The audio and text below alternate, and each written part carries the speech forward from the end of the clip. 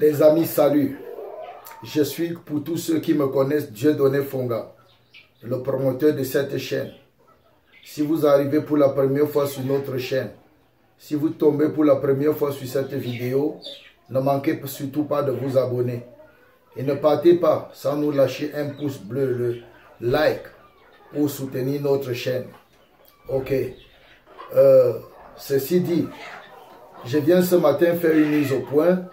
Je viens ce matin parler d'un fait bizarre, de quelque chose, rectifier une erreur, pour qu'on ne puisse pas commettre les erreurs des autres. Alors qu'est-ce qui se passe? Vous savez que nous avons toujours dit de prendre soin de vos lapins. Nous avons toujours dit de nettoyer vos clapiers. Nous avons toujours dit d'entretenir le logement de vos animaux. Vous savez, on vous a toujours dit que la propreté est d'or en cuniculture. Mais sauf que, en matière de propreté, certains commettent une erreur grave et qui crée des problèmes sérieux. Et je vais donc répondre à cette préoccupation. Pourquoi? Ça fait déjà 2 fois, c'est la 2e fois que des personnes m'écrivent parce qu'elles ont eu des cas de mortalité. Des cas de mortalité, des cas désespérés chez les lapins. Alors quand je demande ce qui s'est passé, voici ce qu'on me dit toujours. On dit toujours que je suis allé dans ma ferme et quand je voulais nettoyer la loge, le clapier, j'ai retiré le lapin, je l'ai mis par terre. Et quand j'ai fini de nettoyer la loge, j'ai trouvé que le lapin était allé se noyer dans l'eau quelque part et il est mort.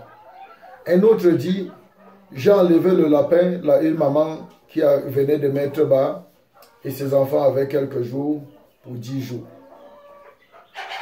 Et j'ai enlevé la maman pour nettoyer le clapier, je l'ai posé au sol.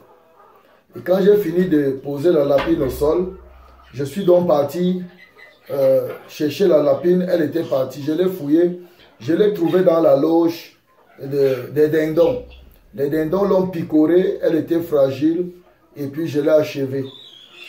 Une autre personne dit, j'ai enlevé le lapin, je l'ai mis à terre pour nettoyer sa loge. Et après, quand je l'ai porté, j'ai mis dans le nid, je suis venu 2 jours après, les lapins étaient tous morts. Et pourtant, je voulais seulement nettoyer la loge. Alors là, je vais profiter de cette occasion donc pour donner cet enseignement à tous les autres pour qu'on ne puisse pas commettre la même erreur. Sachez-le bien. Quand on dit de nettoyer la loge du lapin, on ne demande nullement d'enlever un lapin pour le mettre au sol avant de nettoyer sa loge. La loge doit être confectionnée de telle façon que les déjections de lapin puissent passer et tomber en bas. On nettoie le bas. On nettoie le bas. Le fond de la loge du clapier doit être soit en lambris espacé, l'épaisseur d'un doigt. L'ouverture doit avoir l'épaisseur d'un doigt, surtout même le petit doigt. Et en fine lamelle, en fin lambris. Les lambris de 1,5 cm par là. Maxi 2 cm. Mais avec un espacement de la dimension de mon doigt. Donc le petit doigt passe. Pour permettre aux crottes de passer et de ne pas rester dans le clapier. Et on nettoie plutôt le bas là où se tombait, l'étagère du bas où se tombait. Parce que le lapin ne doit pas être en contact avec ses déjections. Voilà, c'est ça. Bon, maintenant, si vous avez des clapiers qui sont mal conçus, disons comme ça, le fond est en contreplaqué, le fond est fermé, et que vous mettez le foin à l'intérieur ou la paille et que vous venez tout le temps nettoyer, s'il vous plaît, n'enlevez pas le lapin, vous le posez au sol. Vous pouvez reculer le lapin d'un côté, vous nettoyez, vous retirez la paille et vous le poussez d'un autre côté, vous nettoyez. Ne le mettez pas par terre. On n'a jamais dit d'enlever le lapin dans la loge et le mettre par terre. Tenez, si vous avez 1000 sujets et que vous voulez nettoyer, tous les jours vous allez enlever les 1000 sujets versés au sol et les ramasser après remettre dans la loge. Non, réfléchissez. Ne les mettez plus à terre, ne faites plus ça. C'est un très mauvais exercice que vous faites.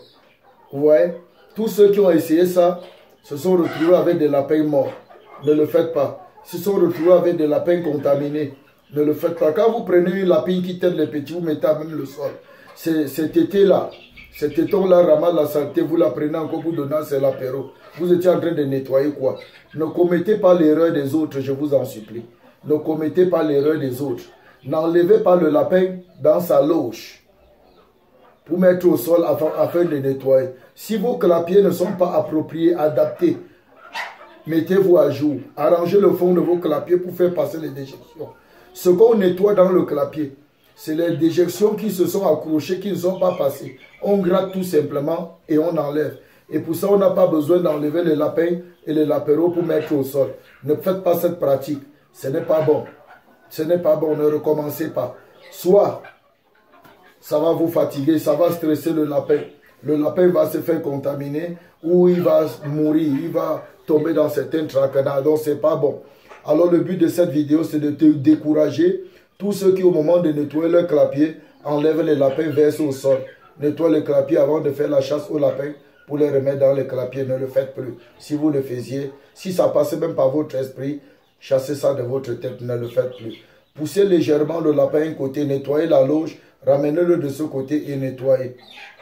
Et s'il y a les crottes à l'intérieur, vous n'avez pas besoin d'enlever le lapin. Grattez simplement le grillage ou les lamelles de bois, l'enlever ce qui est resté, qui n'est pas passé par les ouvertures.